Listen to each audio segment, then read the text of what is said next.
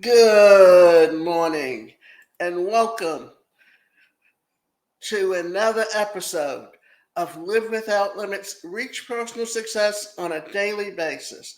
And today's show is titled Embracing Your Self-Worth, the Essential Journey to Self-Love.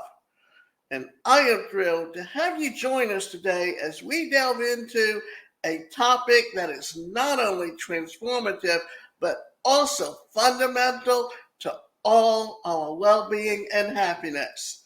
So, in this episode, we'll explore the profound significance of self love, unravel its complexities, and understand why it is an indispensable part of our lives. So settle in, take a deep breath, and prepare to embark on a journey that will bring you closer to embracing your true worth.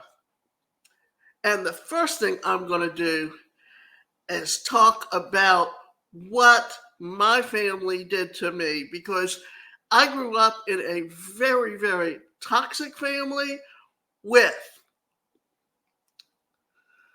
a disability at a time when society didn't even recognize its disability community as even existing.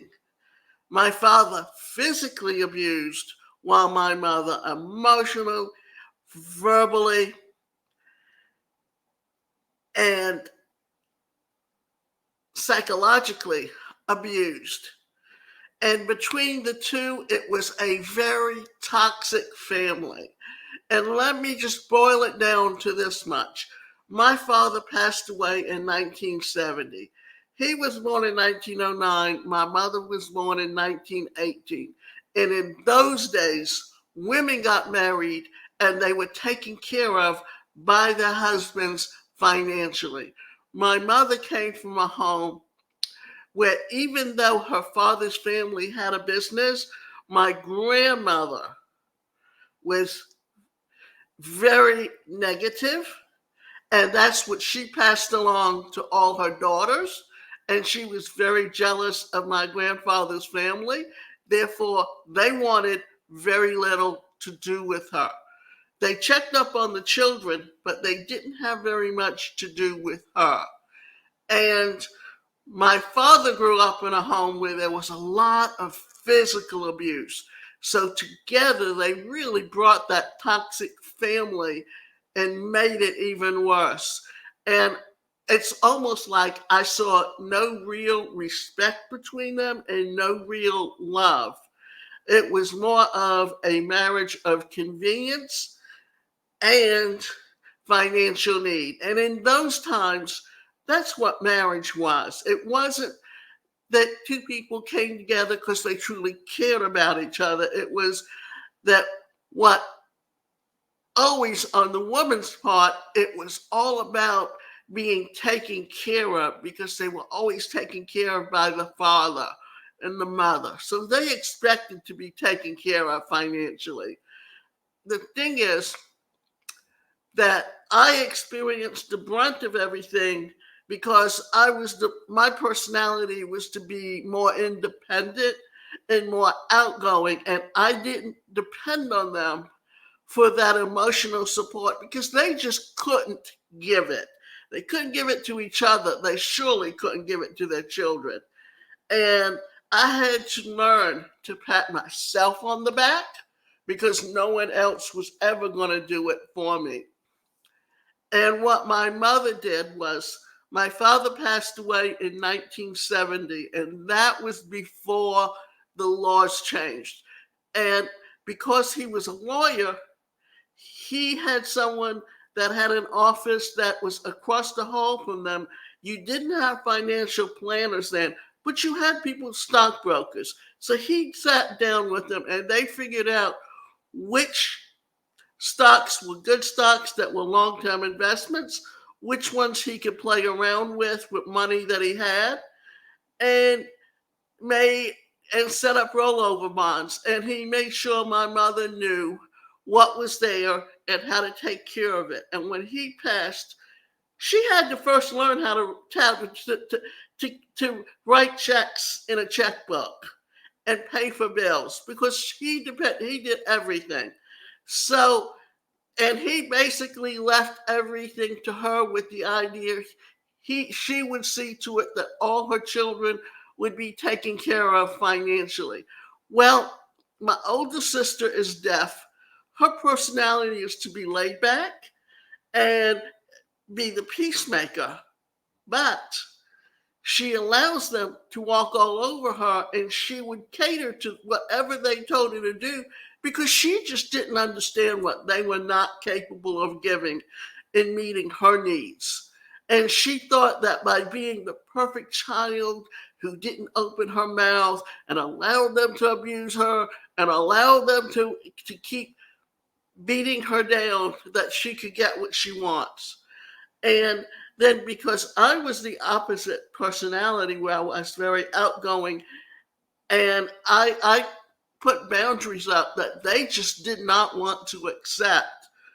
My mother decided that she couldn't control me one way, she was going to try to control me another way. So she went to the courts to say I was violent, even though it's my baby sister who's the abuser, and took and pushed my older sister against the rails of a trundle bed with a mattress on top of her because she wanted her to only sleep in the trundle bed because she never had a bed of her own when we were young children and there was no room in the bedroom for another bed.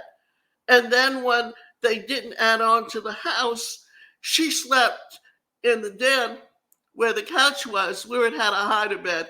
So she resented that her sister should ever have a bed to sleep on. And my mother did nothing to call the police or even try to stop her. And yet she was trying to say I was the violent one. And then when that wouldn't work, she turned around and rewrote the will so that I was left $1. And if I even contested the will, then I was going to be left with nothing. And I had to call Adult Protective Services on my sister because she was physically abusing my other sister. So now she's even refusing to do the basic things for me, like buy shoes. And the problem is, I wear a split size. There's a 3 size difference between one foot and the other foot. Plus, I wear, as you can see, a brace on my hand and I have to have a walk-on brace on my foot, otherwise I drag it. So I have special needs that have to be taken care of, that because she controls the money, she's refusing to. Now here's the thing. As a teacher, she went into special ed because she had to guarantee herself a job. Well, she never gets along with her own sisters that have disabilities. How do you think she was as a teacher? She never got along with her principal or the other teachers in the school. She never stayed in the same school more than a year.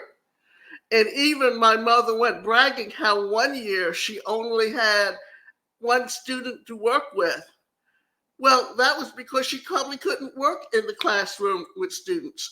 They were trying every way they could to keep her because they need teachers. But after 19 years, she was told to leave teaching. And she had to leave for 3 years. Then she went back to it to finish up her last 11 years. And then the last year she taught, she had to change school systems because there was no more schools for her to go to. And then since a teenager, she'd always worked in retail, so she went to work for Saks Fifth Avenue. And while she worked for Saks Fifth Avenue, she would use their phone lines to call my mother long distance to hold a conversation with her because God forbid she should call from home and spend the money from home. And eventually she got fired from Saks Fifth Avenue because corporations will notice when long distance phone calls are being made from phones. And once they turned around and said that all the employees had to put the ID number on every time they made a phone call, that's when she stopped calling my sister. My mother. But then what happened was while she was working in the credit department, my mother would call up and it would go to Texas. And from Texas, they would reroute it to Atlanta. And she would sit on the phone for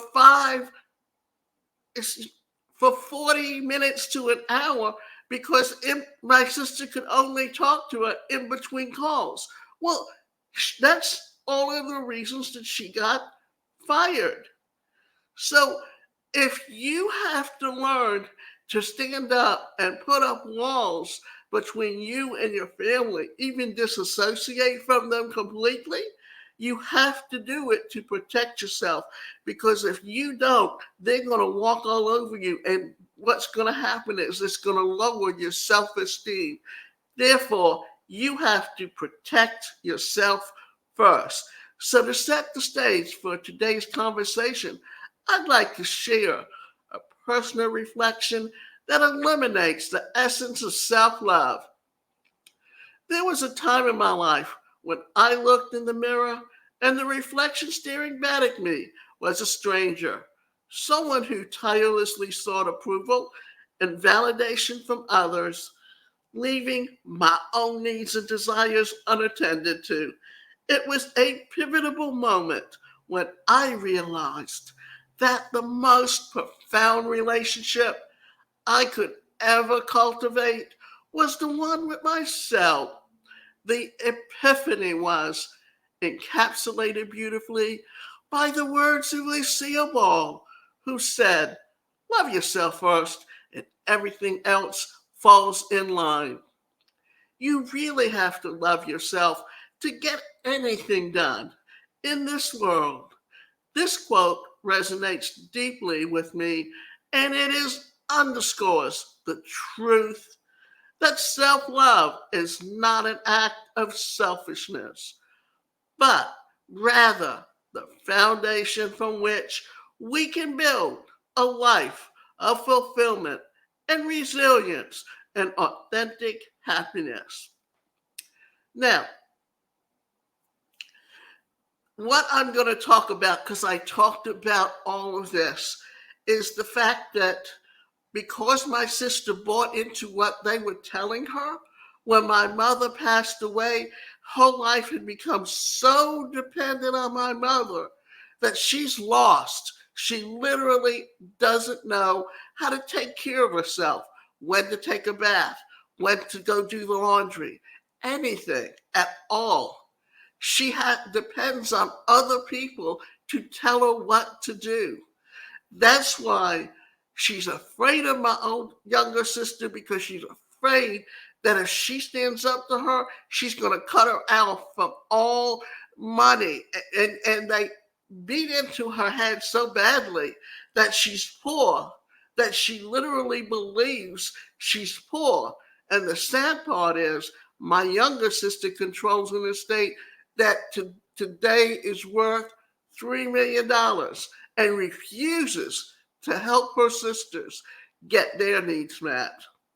Self love is a term that often tossed around in self help books and wellness circles, but its true meaning is frequently misunderstood.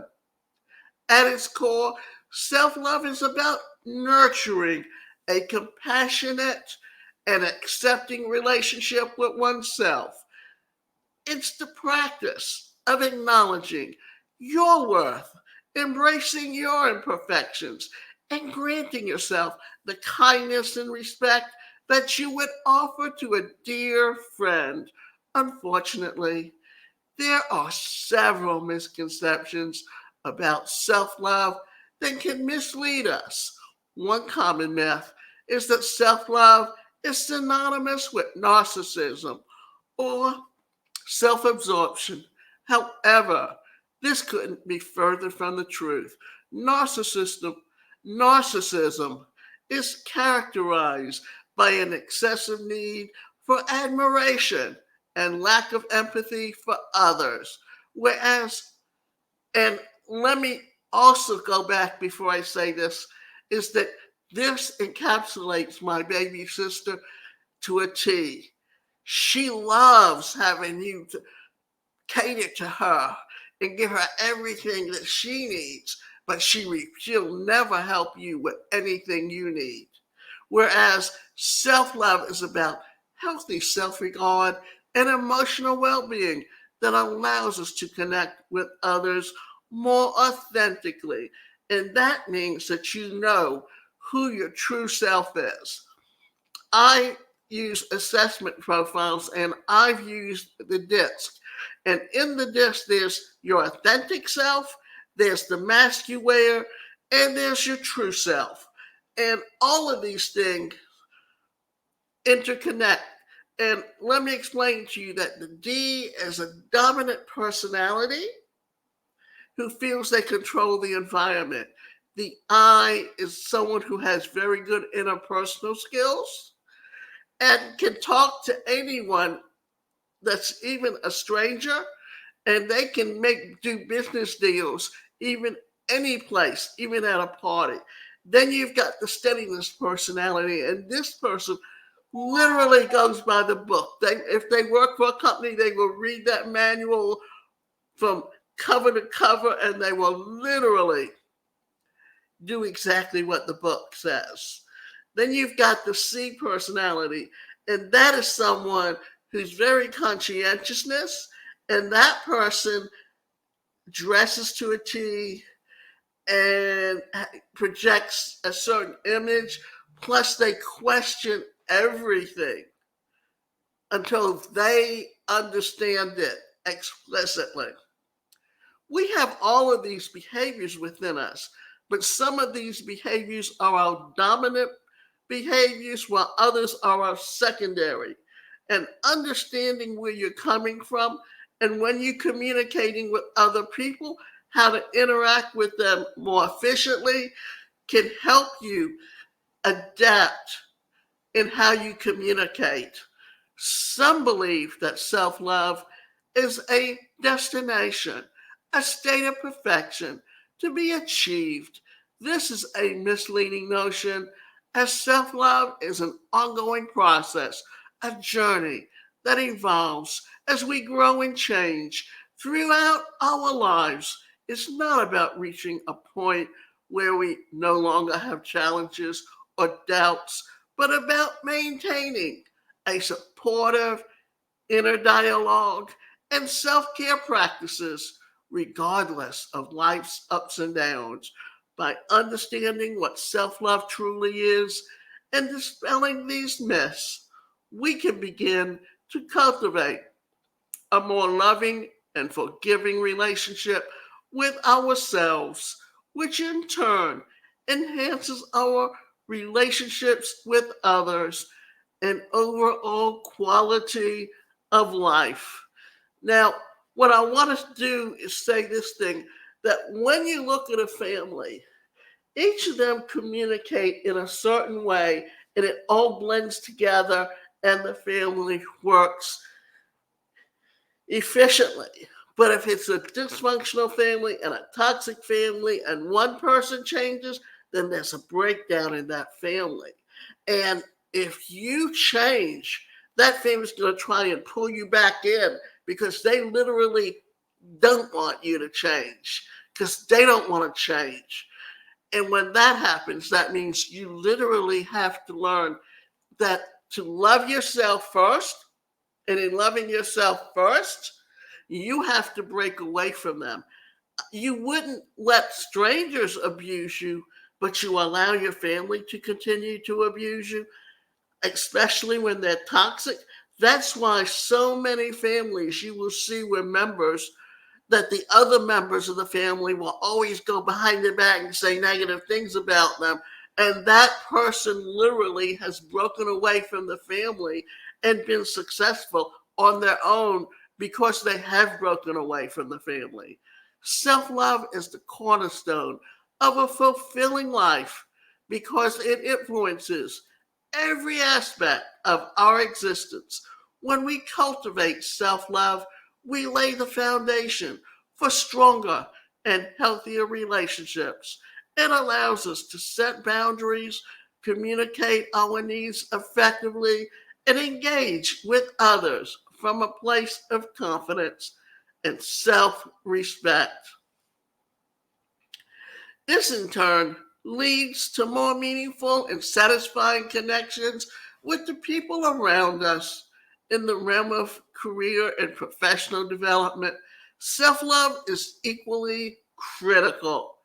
It empowers us to recognize our strengths and leverage them on our advantage. It also encourages us to pursue opportunities that align with our passions and values rather than settling for less than we deserve. When we value ourselves, we are more likely to take tasks and advocate for our interests and achieve greater success. Moreover, self love has a profound impact on personal well being. It is the antidote for self criticism and negative self talk, which can lead to stress, anxiety, and depression. By practicing self love, we nurture our mental health, foster resilience, and cultivate a positive mindset. This enables us to face life's challenges with grace and to embrace personal growth and self improvement. Self love is not just about feeling good about ourselves, it's about creating a life that is rich in joy, purpose, and fulfillment. It's about recognizing that we are worthy of our own care and attention, that by honoring ourselves, we are better equipped to contribute to positively to the world around us. Barriers to self love. One of the most significant obstacles to self love is societal pressure. We live in a world that often dictates how we should look, feel, and act, which can lead to a disconnection from our true selves. The relentless pursuit of unrealistic standards of beauty, success, and behavior can erode our self esteem and sense of worth. Recognizing these societal expectations are not the benchmarks for our value and is the first step towards overcoming this barrier. Past traumas also play a crucial role in hindering self love. Traumatic experiences can leave deep seated scars that make it challenging to foster a positive self image. These experiences might include childhood neglect, abuse, and any form of emotional pain that has not been fully processed. To overcome these traumas is essential to seek healing through therapy, support groups, and other forms of professional help. Healing allows us to reclaim our sense of self and build a loving relationship. Now, let me say this, that I understood what was going on in the family because I was always being told, why are you crying? You have no reason to cry. You want to know something? I did have a reason to cry. I was being bullied because I was looked at as being weak, because I was looked at as being different, because in those days you didn't see children with disabilities in the school or in a classroom. And most of the kids did not know how to relate to me as an individual. Therefore, they bullied me and it hurt. And instead of being hugged and let and told I was loved and feeling comforting and comforted, I was being told I had no reason to cry. And then I was being physically abused in the home because every time there was a problem, it got blamed on me because I was the one that was wearing the brace, or I was the middle child, and it couldn't possibly have been my younger sister. And my mother overprotected her and put it all back on me. And it couldn't have been my older sister because she was deaf, and half the time she was never there because she always went off to school because there were no schools for the deaf where we lived. And she was shuttled from home to home because she never really had a home to live in on weekends. And she lived in the school that she went to during the week. So you can see just how that can affect someone and distort their feelings and their understanding of what love really is. The internal critic can be, or rather, let's go back and say this: negative self talk is another common barrier. This internal critic can be relentless, often a byproduct of our experiences and the messages that we've internalized over time. To combat negative self talk, we must become aware of these patterns and actively challenge them. Techniques such as cognitive behavioral therapy, mindfulness, and positive affirmations can help rewire our thought processes and promote a more compassionate inner dialogue. And let me go back and talk about some of the modalities that came out of the 60s because they were the precursors to what is now known as the laws of attraction. That when you look at transactional analysis, you look at the parent, the adult, the child. The parent says you should. The adult says I am able to, and the child says I want. And what happens is when you're being given messages by adults, you eventually internalize those things to where you're saying them over and over again to yourself. And that's where those messages are coming from. And that's where the barriers are coming from.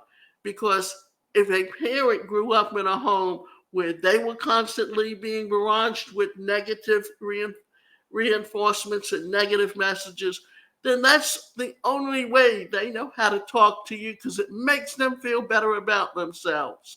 So, addressing these barriers with understanding and proactive strategies, you can embark on a transformative journey towards embracing and cultivating self love. The practical steps to cultivate self love. Developing self love is a journey that requires intention and practice. So, here are some actionable strategies that can guide you on this path. Mindfulness practices. Mindfulness is about being present in the moment and observing your thoughts and feelings without judgment. Incorporate mindfulness into your daily routine through meditation, deep breathing exercises, or simply taking a few moments to be still and be aware. This practice helps you become more tuned to your inner dialogue and recognize patterns of negative self talk that need to be addressed. Self care routines. Self care is a vital component to self love. It's about taking the time to do things that nourish your body, mind, and soul. Create a self care routine that includes activities that you enjoy, such as reading, taking a warm bath, exercising, or preparing a healthy meal. Remember, self care isn't selfish, it's necessary for maintaining your well being. Setting healthy boundaries. Boundaries are essential for protecting your energy and emotional health. Learn to say no to demands that deplete you, and yes to activities that fulfill you. Communicate your boundaries clearly and assertively without feeling guilty for prioritizing your needs. Setting boundaries is a way of signaling to yourself and others that you value and respect yourself. I also want to talk about a program that I have that's titled Family Boundaries and Building Self Love. And I want to offer you a masterclass that will cover all of these different topics and how to, and the different types of self love and how to work with them. And then I want to offer you four different types or four different challenges. One's a 7 day challenge, one's a 14-day challenge, one's a 21-day challenge, and the other one is a 30-day challenge. It depends on how deep you want to get into working on yourself and learning how to build self love and set boundaries for yourself to protect yourself. By integrating these strategies into your life, you can begin to build a stronger foundation of self love. Remember, self love is not a destination, but a continuous process of growth and self discovery. Embracing self love is not an overnight transformation, it's a continuous process that unfolds over time. It's important to approach this journey with patience and consistency, just as see just as a seed requires time to sprout and grow, self love develops through persistent care and nurturing. Each day, you have the opportunity to take small steps that reinforce your commitment to yourself, whether it's affirming your worth, practicing gratitude, or simply choosing to speak kindly to yourself. These consistent actions build a strong foundation for self love. And this is why it's important that how deep you want to go into learning to protect yourself depends on how long you want to take a challenge for. Because if you go through the full 30-day challenge, because remember, it takes 21 days to make a habit. And by going through either a 21-day or a 30-day challenge, then you're developing and working on yourself to change your behavior. There will be days when self love feels more challenging, and that's perfectly normal. It's on these days that your patience and commitment are most crucial. Be gentle with yourself. Understanding the growth often comes with ebbs and flows. By remaining steadfast in your self love practices, you'll find that over time, loving yourself becomes a more natural and integral part of who you are. This journey is one of the most rewarding investments you can make in yourself, leading to a more authentic, empowered, and fulfilling life. So, what is the ripple effect of self love? Embracing self worth has a profound impact on every aspect of your life. When you recognize and honor your intrinsic value, you unlock a level of confidence and self assurance that propels personal growth. This self empowerment can lead to taking bold steps towards your goals and aspirations, resulting in professional success and fulfillment. With a strong sense of self worth, you're more likely to pursue opportunities that align with your passions and values rather than settling for less than you deserve. Self love influences the quality of your relationships.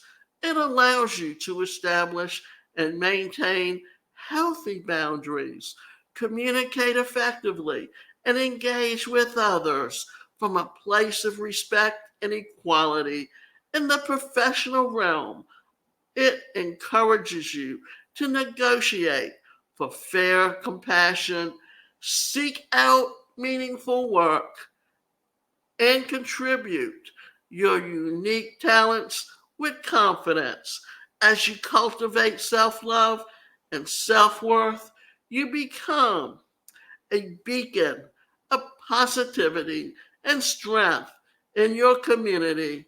By embodying these principles, you inspire others to embark on your own journeys of self discovery and acceptance.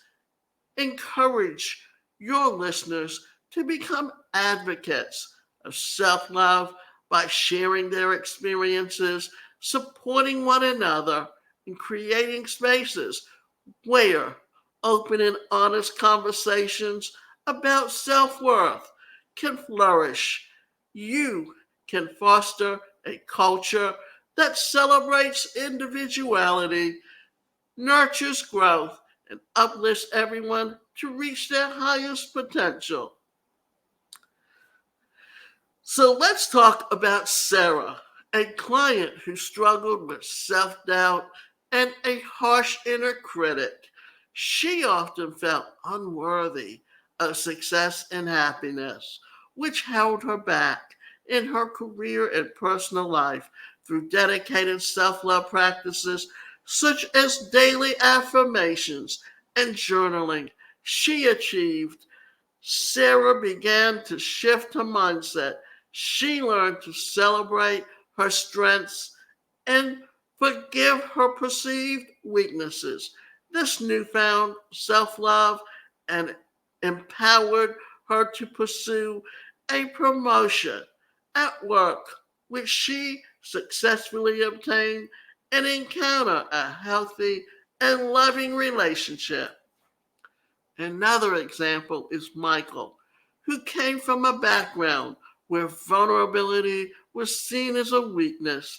He carried this belief into adulthood, which caused him to build walls around his heart. After a series of failed relationships, Michael realized the importance of self love and began to work on accepting and expressing his emotions. He started attending therapy, practicing self compassion, and engaging in activities that brought him joy.